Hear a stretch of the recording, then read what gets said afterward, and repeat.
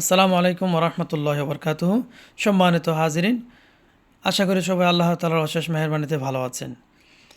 যে সমস্ত ভাই বোনদের বিয়ে হওয়ার পর ছেলে মেয়ে হচ্ছে না, অনেক কিছু করে দেখছেন ডক্টর কবিরাজি, এরপরও সম্ভব না হওয়ার কারণে অনেকে টেনশনে থাকেন, চিন্তিত থাকেন।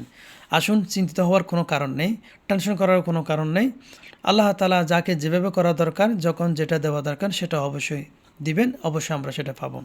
তো আমরা আগে ডক্টর কবিরাজির কাছে না দৌড়ে আগে আমরা আল্লাহ তাআলার কাছে আমলের মাধ্যম দিয়ে সাহায্য চেয়ে থাকি। আগে আমরা আমল করব, আমলের মাধ্যম দিয়ে আমলের ভিতরে ডক্টর এবং কবিরাজির দুটোটা চিকিৎসা করার জন্য চেষ্টা করব, দুটোটা মিলে হয় শেফা। কোনো ব্যক্তি যদি উভয় পক্ষে, ছেলে এবং মেয়ে উভয় পক্ষে, তারা বৃহস্পতিবার দিন অথবা জুমার দিন ফজরের নামাজ পড়ার পর সূর্য যখন এক হাত দেড় হাত পর্যন্ত উঠবে তখন সালাতুল হাজাত নামাজ পড়বেন। 2 রাকাত সালাতুল হাজাত নামাজ পড়ার পর তখন এক বৈঠকে 1011 বার একটা ইসমে সিফতে আজম নাম জিকির করবেন। বিসমিল্লাহির রহমানির রহিম। লা ইলাহা ইল্লাল্লাহুল আজিজুল হাকিম, লা ইলাহা ইল্লাল্লাহুল আজিজুল হাকিম, লা ইলাহা ইল্লাল্লাহুল আজিজুল হাকিম 1011 বার পাঠ করার পর তারপরে এই দোয়াটি পাঠ করবেন। 21 বার মতো পাঠ করবেন। বিসমিল্লাহির রহমানির রহিম।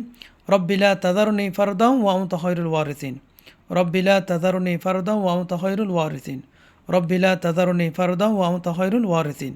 এটা 21 বার 11 বার পর্যন্ত পাঠ করবেন।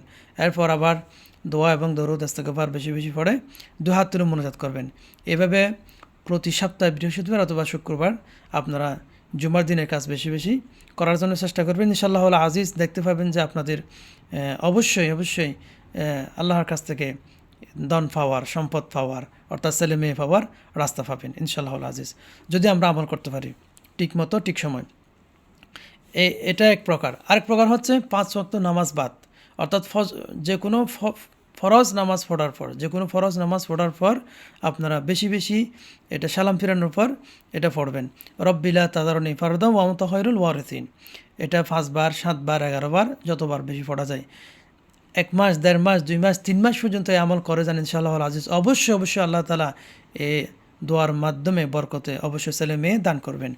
তবে যে কোনো আমল করার শুরুতে দোয়া এবং দরুদ ইস্তেগফার 3 বার করে পাঠ করবেন। শেষেও আবার দরুদ পড়ে সমাপ্ত করবেন। সংক্ষিপ্ত দরুদ হচ্ছে সাল্লাল্লাহু আলাইহি সাল্লাম।